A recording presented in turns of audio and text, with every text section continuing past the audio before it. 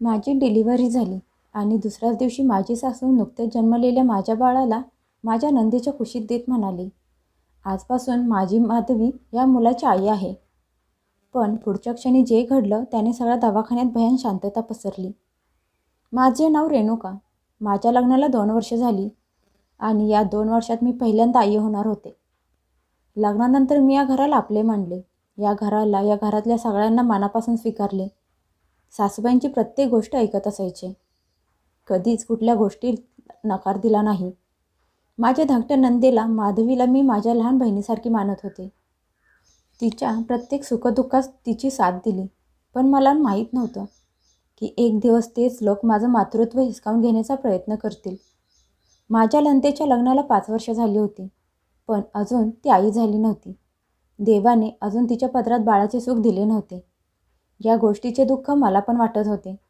मी रोज देवाच्या समोर त्यांच्यासाठी प्रार्थना करत होते. पण मागच्या वर्षापासून माझ्या सासूबाईंचे वागणे बदलायला लागले होते.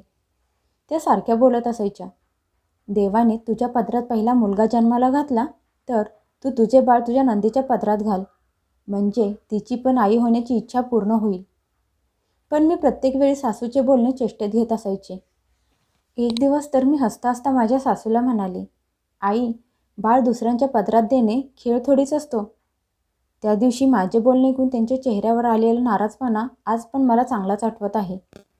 त्या फक्त एवढंच म्हणाल्या, जेव्हा वेळ येईल तेव्हा तुला समजेल. मी आईंचे बोलणे कधीच विसरून पण गेले होते. काही दिवसांनी मला दिवस गेले. माझ्या डिलिव्हरीची वेळ जवळ आली होती. डॉक्टरांनी ऑपरेशन करण्याचा निर्णय घेतला. ज्यावेळी मला शुद्ध आली त्यावेळी मला पहिल्यांदा माझ्या बाळाच्या रडण्याचा आवाज ऐकू आला. नर्स हसत माझ्याजवळ आली आणि म्हणाली, अभिनंदन, तुम्हाला मुलगा झाला आहे. आनंदाने माझ्या डोळ्यातून पाणी यायला लागले. मी माझ्या बाळाला प्रेमाने जवळ घेतले. त्यावेळी मला असं वाटलं की जगातले सगळे सुख देवाने माझ्या पदरात घातले आहे. बाहेर घरातले सगळे लोक आनंद साजरा करत होते. पेढे वाटत होते. माझी सासू प्रत्येकाला बोलत होती की माझ्या घराला वारस आला, मला नातू झाला आहे. त्यावेळी मला असं वाटलं, आता सगळं छान होईल.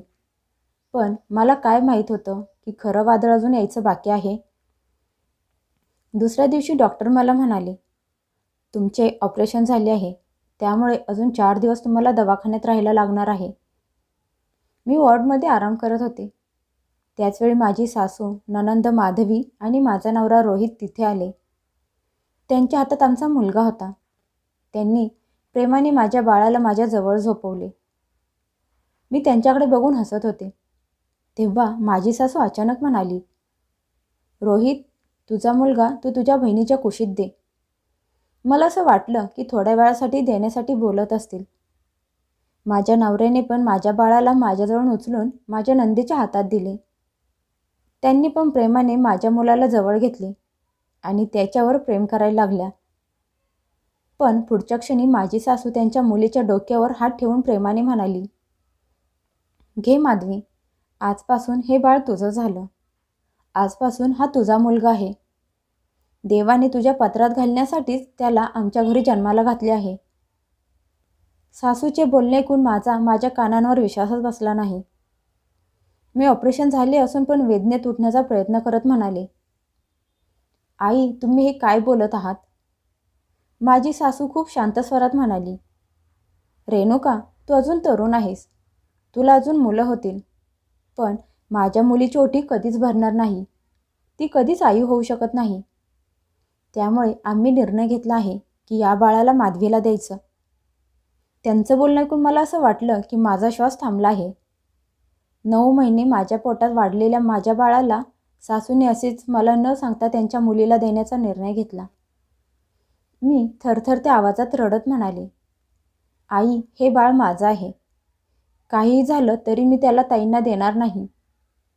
माझ्या नंदेने बाळाला अजूनच घट्ट मिठीत घेतले. त्यांच्या डोळ्यात पण पाणी होतं, पण त्या काही बोलल्या नाहीत. कदाचित त्या पण आईंच्या या निर्णयामुळे घाबरल्या होत्या. मी खूप आशेने माझ्या नवऱ्याकडे बघितले. मला असं वाटलं होतं की ते बोलतील आमच्या बाळासाठी, माझ्यासाठी, की हे सगळं चुकीचं आहे, माझी साथ देतील. पण ते फक्त एवढंच म्हणाले, रेणुका, आई जे बोलत आहे त्यात चुकीचं काय आहे? माझ्या बहिणीची आई होण्याची इच्छा पण पूर्ण होईल आणि आपलं बाळ पण घरातच राहील. नवऱ्याचं बोलणं ऐकून माझ्या पायाखालची जमीनच सरकली. ज्या माणसावर मी सगळ्यात जास्त विश्वास ठेवला होता, तोच माझे मातृत्व हिसकावून घेण्याचा प्रयत्न करत होता. मी रडत नवऱ्याला म्हणाले, रोहित, मी माझ्या बाळाला 9 महिने पोटात वाढवलं आहे. त्याला जन्म देताना त्रास सहन केला आहे. आणि कोणी कसे काय बोलू शकते की ते बाळ माझं नाही? पण तिथे कोणीच माझं बोलणं ऐकून घ्यायला तयार नव्हते. तेवढ्यात माझी सासू नर्सला म्हणाली, हे बाळ आता माझ्या मुलीच्या जवळ राहील. माझ्या सुनेला आराम करू द्या. त्या नर्सला सासूचे बोलणे काही कळतच नव्हते. तिने माझ्याकडे बघितले. मी रडत होते. ती माझ्याजवळ आली आणि हळू आवाजात मला म्हणाली, मॅडम, सगळं ठीक तर आहे ना? मी तिला काही बोलणार त्या अगोदरच माझी सासू हसून म्हणाली, हो हो, सगळं ठीक आहे. हा आमच्या घरातला मामला आहे. सासूचे बोलणे ऐकून ती नर्स बाहेर गेली. पण जाता जाता तिला माझ्या मनाची अवस्था चांगलीच समजली होती. माधवी माझ्या बाळाला घेऊन तिथून बाहेर जायला लागली. मी पूर्ण ताकदीने त्यांना आवाज देत म्हणाले, ताई, थांबा, माझ्या बाळाला माझ्यापासून दूर घेऊन जाऊ नका. माझा आवाज पूर्ण वॉर्डमध्ये घुमत होता. बाहेर आजूबाजूला उभे असणारे लोक माझ्याकडे बघायला लागले. त्याचवेळी त्या दवाखान्यातली सिनियर नर्स माझ्या खोलीत आली आणि तिने जो प्रश्न विचारला तो ऐकून माझ्या सासू, नवरा आणि नंदेच्या तिघांच्या चेहऱ्याचा रंग उडाला. ती नर्स माझ्या खोलीत आल्या आल्या मोठ्या आवाजात म्हणाली, ते बाळ कुणाच्या जवळ आहे आणि त्याच्या एवढ्या जोरजोरात का रडत आहे? त्यांच्या आवाजाने पूर्ण खोलीत शांतता पसरली. माझी सासू हसण्याचा प्रयत्न करत म्हणाली, सिस्टर, असं काहीच नाही. ही माझी मुलगी आहे आणि तिला लहान बाळं खूप आवडते. माझी सून तर फक्त इमोशनल झाली आहे. पण त्या सिस्टरला माझ्या डोळ्यातले पाणी आणि माझी अवस्था बघून समजले होते की गोष्ट दिसते तेवढी साधी सरळ नाही. ती सरळ माझ्याकडे बघून म्हणाली, मॅडम, तुमची काय इच्छा आहे? तुमचे बाळ तुमच्याजवळ राहावे? मी एक क्षण पण न घालवता लगेच म्हणाले, हो, हे बाळ माझं आहे आणि कुणीतरी त्याला माझ्यापासून हिसकावून घेऊन जात आहे. माझं बोलणं ऐकून नर्सने माधवीताईंच्या हातातून माझ्या बाळाला घेत म्हणाली, बाळ त्याच्या आईच्या जवळ राहील. पण माझी सासू मध्ये येत मोठ्या आवाजात म्हणाली, सिस्टर, तुम्ही आमच्या घरच्या गोष्टींमध्ये पडू नका. आम्ही निर्णय घेतला आहे की या बाळाला माझी मुलगी सांभाळणार आहे. सासूचे बोलणे ऐकून सिस्टरचा चेहरा कठोर झाला. ती स्पष्ट शब्दात म्हणाली, मॅडम, दवाखान्यात आईच्या परवानगीशिवाय कुठल्याही जन्मलेल्या बाळाला दुसऱ्या कुणाच्या ताब्यात देता येत नाही. हा दवाखान्याचा नियम आहे. माझी सासू रागात म्हणाली, हे बाळ आमच्याच घरात राहणार आहे आणि सुनबाईला पुढे अजून मुलं होतील. बाहेर उभ्या असणाऱ्या काही लोकांनी माझ्या सासूचे बोलणे ऐकले. तसे सगळे एकमेकांच्या तोंडाकडे बघायला लागले. तेवढ्यात ड्युटीवर असणारे डॉक्टर पण माझ्या वॉर्डमध्ये आले. ते म्हणाले, इथे काय चालू आहे? त्या नर्सनी सगळी हकीकत सांगितली.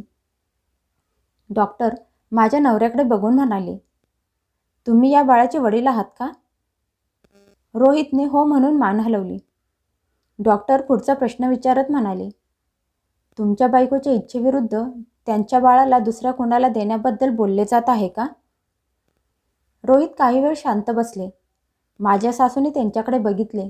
जणू त्यांनी तेच उत्तर द्यायचं होतं जे त्यांना शिकवलं गेलं होतं. शेवटी ते हळू आवाजात म्हणाले, माझ्या आईची इच्छा आहे की हे बाळ माझ्या बहिणीला दत्तक द्यायचं आहे. त्यांचं बोलणं ऐकून डॉक्टरांचा चेहरा गंभीर झाला. ते स्पष्ट म्हणाले, हे काही खेळणं नाही. जन्मलेल्या बाळाचा अधिकार त्याच्या आईच्या आणि वडिलांच्या जवळ असतो. जर त्या बाळाच्या आईने परवानगी दिली नाही तर कुणीही दुसरी व्यक्ती त्या बाळाचा निर्णय घेऊ शकत नाही. सासूने परत डॉक्टरांशी भांडायला सुरुवात केली. त्या म्हणाल्या, डॉक्टर साहेब, तुम्ही आमच्या घरातल्या गोष्टीत पडू नका. डॉक्टर लगेच म्हणाले, जर गोष्ट जन्मलेल्या बाळाची आणि नुकतीच डिलिव्हरी झालेल्या आईची असेल तर ही फक्त घरातली गोष्ट राहत नाही. मी माझे हात बाळाला घेण्यासाठी पुढे केले. तसे त्या नर्सनी माझ्या बाळाला नंदेच्या हातातून घेऊन माझ्या हातात दिले. मी माझ्या बाळाला घट्ट मिठी मारली आणि रडायला लागले. त्यावेळी मला असं वाटत होतं की कुणीतरी माझं बाळ मला परत दिलं आहे.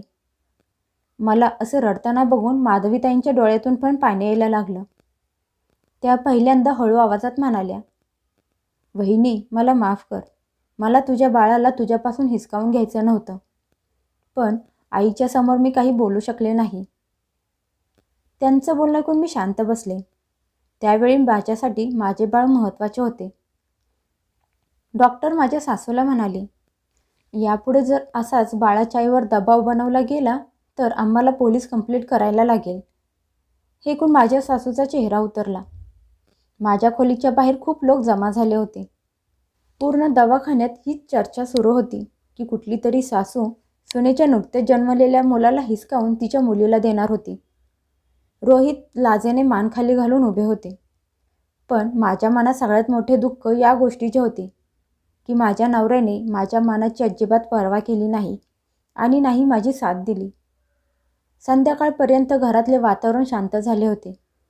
पण माझ्या आणि रोहितमधला दुरावा खूप वाढला होता. रात्री रोहित खूप हळू आवाजात म्हणाले, "रेणुका, मला तुझ्याशी बोलायचं आहे."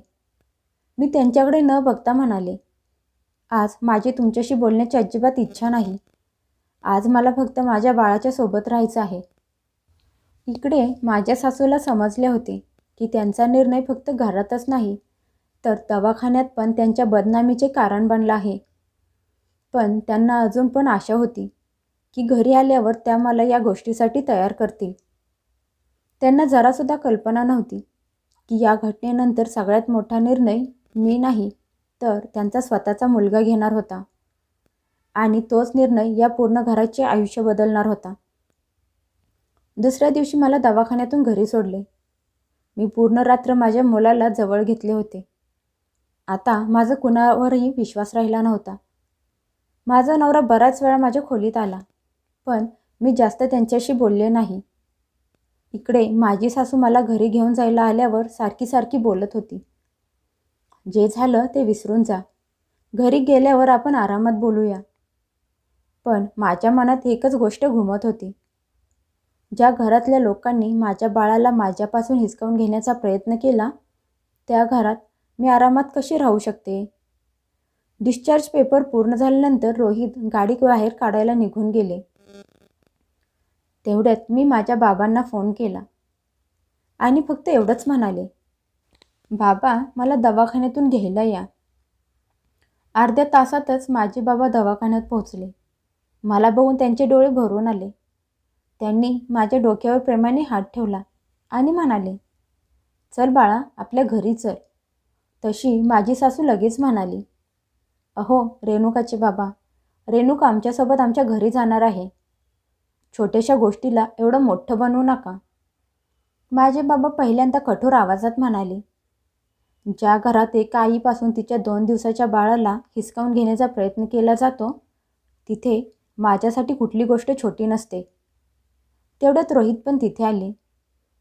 आज ते पहिल्यांदा सगळ्यांच्या समोर त्यांच्या आईकडे बघून म्हणाले, "आई, रेणुकाचे बाबा बरोबर बोलत आहेत. चूक आपली आहे आणि सगळ्यात मोठी चूक तर माझी स्वतःची होती." मुलाचे बोलणे ऐकून सासूबाई हैराण झाल्या. त्या म्हणाल्या, "रोहित, तू तुझ्या आईच्या विरोधात बोलणार आहेस का?" रोहित मोठा श्वास घेत उत्तर देत म्हणाले, "आज मी कुणाच्या विरोधात बोलत नाही, तर मी माझ्या बायकोच्या आणि बाळाच्या बाजूने उभा आहे. ज्या दिवशी दवाखान्यात मी शांत बसून तुझी बाजू घेतली, त्या दिवशी मी एक नवरा आणि बाप होण्याचे कर्तव्य सोडून दिले होते. पण आता ती चूक मी परत करणार नाही." मुलाचे बोलणे ऐकून त्याच्या आईने नजर खाली घातली. माधवीताई पण रडत माझ्याजवळ आल्या आणि म्हणाल्या, "वहिनी, खरंच मला तुझं बाळ नको होतं, पण मी आईला नकार देऊ शकले नाही. मला माफ कर." मी त्यांचा हात हातात घेऊन म्हणाले, "ताई, मला तुमच्याकडून कुठलीच तक्रार नाही. पण लक्षात ठेवा, एका आईच्या मर्जीशिवाय तिच्या बाळाला घेऊन जाता येत नाही." माधवीताई हुंदके देऊन रडायला लागल्या. मी माझ्या बाबांच्या सोबत जायला लागले. तसा रोहितने माझा हात पकडला आणि मला म्हणाले, "रेणुका, तुझी इच्छा असेल तर काही दिवस तू तुझ्या माहेरी राहा, पण मी तुला आणि आपल्या बाळाला घेऊन जायला तेव्हाच येईल जेव्हा मी माझ्या आईला स्पष्ट शब्दात सांगेन की या घरात तुझ्या इच्छेचा सन्मान सगळ्यात अगोदर ठेवला जाईल. आज मला पहिल्यांदा त्यांच्या डोळ्यात पश्चाताप दिसत होता. मी त्यांना फक्त एवढंच म्हणाले, मी घरी परत येणार का नाही हे नंतर ठरेल, पण जर कधी परत आले तर पूर्ण मानाने, इज्जतीने येईल. असं म्हणत मी माझ्या बाळाला घेऊन माझ्या बाबांच्या सोबत माहेरी आले. रोहित आणि सासूबाईंच्या सोबत मी घरी न आलेली बघून आजूबाजूला चर्चा सुरू झाली. त्यावेळी सासूबाईंना पहिल्यांदा जाणीव झाली की त्यांच्या एका क्षणाच्या हट्टामुळे घराची इज्जत चव्हाट्यावर आली होती. आठवड्यानंतर रोहित एकटे माझ्या माहेरी आले. माझ्या आईच्या आणि बाबांच्या समोर हात जोडून म्हणाले, मी माझ्या बायकोला आणि मुलाला घेऊन जायला आलो नाही, तर मी माझ्या चुकीची माफी मागायला आलो आहे. जोपर्यंत रेणुका स्वतः घरी येण्याचा निर्णय घेत नाही तोपर्यंत मी तिच्यावर दबाव टाकणार नाही. माझे बाबा त्यांच्याकडे बघून म्हणाले, जावई बापू, आज तुम्ही पहिल्यांदा एक नवरा होण्याचे कर्तव्य निभावले आहे आणि ते कायम निभावत राहा. एका महिन्यानंतर रोहितने नवीन घर भाड्याने घेतले. त्यांनी स्पष्ट सांगितले की आता माझा मुलगा त्याच घरात मोठा होईल ज्या घरात त्याच्या आईचा सन्मान होईल. ही गोष्ट जेव्हा त्यांनी त्यांच्या आईला सांगितली तेव्हा त्यांच्या डोळ्यातून पाणी यायला लागले. त्यांनी पहिल्यांदा हे स्वीकारले की त्यांनी फक्त सोनच नाही तर त्यांचा स्वतःचा वारस गमावण्याचा प्रयत्न केला होता. त्या दिवशी मला जाणीव झाली की एका आईपेक्षा मोठा हक्क या जगात दुसरा कुठला असू शकत नाही. आणि जे लोक या अधिकाराला हिसकावून घेण्याचा प्रयत्न करतात ते लोक शेवटी त्यांची नाती कायमची गमावून बसतात.